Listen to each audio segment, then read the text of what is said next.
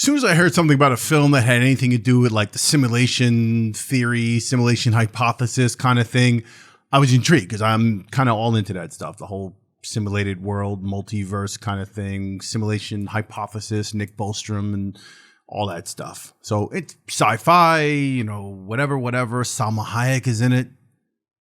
You don't have to convince me any further when you put Salma Hayek in a movie, and Owen Wilson's in it. And I like Owen Wilson. I think his best movie was Woody Allen's movie, Midnight in Paris, and Wedding Crashers, of course. So I'm a fan of Owen Wilson, but a sci-fi thing, simulation world, Salma Hayek, wasn't quite sure how that was going to work out. If it was going to suck or it was going to be really good.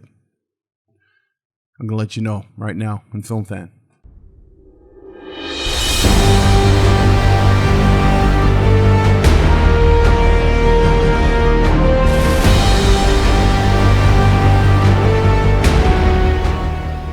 Hey, welcome to Film Fan, my channel where I discuss all things film related, my passion for such things. If you're new to the channel and you want to join me to listen to that kind of stuff, you're into film and TV and just everything movie related, go ahead and hit the subscribe button along with the little notification bell so you know when I put up new content. So, Bliss, currently streaming on Amazon Prime. It's written and directed by Mike Cahill and stars Owen Wilson and Salma Hayek. So Owen Wilson plays Greg Whittle, who's kind of a lame dude with a lame life and a pretty lame job that ends in a kind of lame or strange way.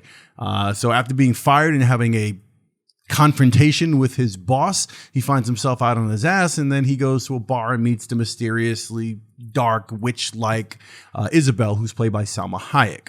After a couple drinks of whiskey, Isabel explains to him, to Greg, that the world he's living in isn't real. Now, of course, he's skeptical because you're always skeptical when someone, meets you in a bar and tells you, the world you're in is not real. So, completely thinks she's a nut job and she's just out of her mind until, a couple glasses of whiskey later and some magic yellow pills that she offers him. He starts to maybe possibly believe her. Now, at first glance, this is supposed to be some type of sci-fi story with the whole, like I mentioned in the intro, simulation theory thing woven into it somehow.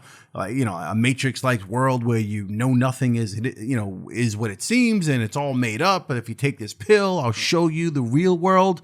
And that's kind of what this is. And at some point, Isabel leads Greg out of the fake world and into the bliss of the new world. So in the real world, we get some explanation from the crappy script. We get some explanation from Isabel and other real world inhabitants, and it all starts to make sense. No, actually, I'm kidding. It doesn't make more sense. In fact, it gets more confusing, more ridiculous, and more desperate to be a film with some sort of deeper, profound look at technology, sci-fi, the future, the present, our perceptions of reality, and how we all make sense of it all or don't make sense of it all. The combination of a flimsy, overambitious, clumsy script combined with poor direction and god-awful performances by Hayek and Wilson make this a terribly tedious tale of nonsense that seems to just get worse and worse by the minute. Now, there, is supposed to be some type of mystery or open to interpretation sci-fi thing going on here, but because of the mess that this film is, it never really holds on to you long enough to actually examine it or think about it in any particular way that would have any profound impact on you. So, really, without spoiling anything, and really, I can't spoil it. It's just, another one of those films where it doesn't even matter if I were to spoil it for you. It's just whatever. If you watch it, you'll watch it. But without spoiling anything and giving you my take on it, it's a wannabe clever look at drug addiction and mental illness cloaked in some sort of pseudo and pretentious sci-fi-esque computer simulated world story. It's what it is. It just doesn't work. It never gets you involved enough to care one way or the other. Like, is it the real world? Is it the fake world? Because there is the moment where it's kind of like, and this happens with a lot of movies. So go with me on this one, right? You're watching it and you're thinking, okay, it's bad. It's not that great so far. And then it starts to get worse, but then you hold on to hope and you think, all right, well, this is probably going to get better. Wait for it. Still nothing. But then you get to that point. Now there's a line that you cross where it's no longer about hope and maybe it will get better. I'm going to stick with it. And then it just becomes, God, when will it end? It's just, you want it to be over. That's how this was for me. So, if you haven't seen it, go ahead and check it out if you'd like to waste your time with this film. And again, I'm a Salma Hayek fan. Who's not a Salma Hayek fan? For God's sakes, do I have to, I could spend an hour, we can just talk about that, but I'm going to wrap it up. Owen Wilson, I like Owen Wilson. I like Owen Wilson when he's in the right roles. When he, Wedding Crashers, classic. Vince Vaughn, Owen Wilson together, classic. He just does what he does.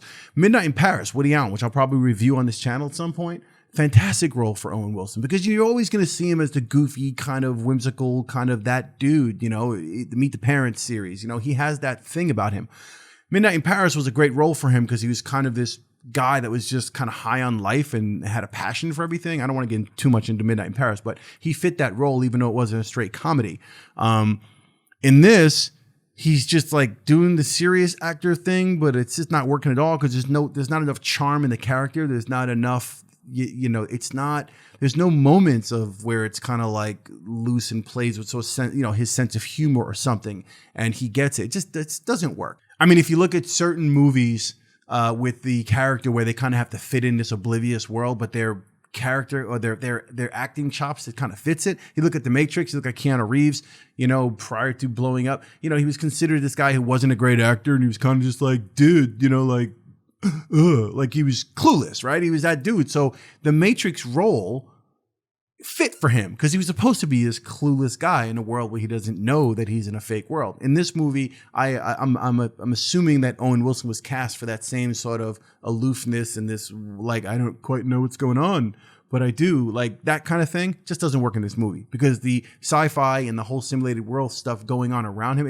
you don't believe any of it. You don't know what's really going on. And like I said, I think it's a movie just about drug use and mental illness. That's all it really is. So anyway, that's it for me on Film Fan. If you like that movie and you saw it, again, let me know in the comments below. If you hated it, you agree with me, let me know in the comments below. Let me know your take on it. Let me know if you're into simulation hypothesis stuff.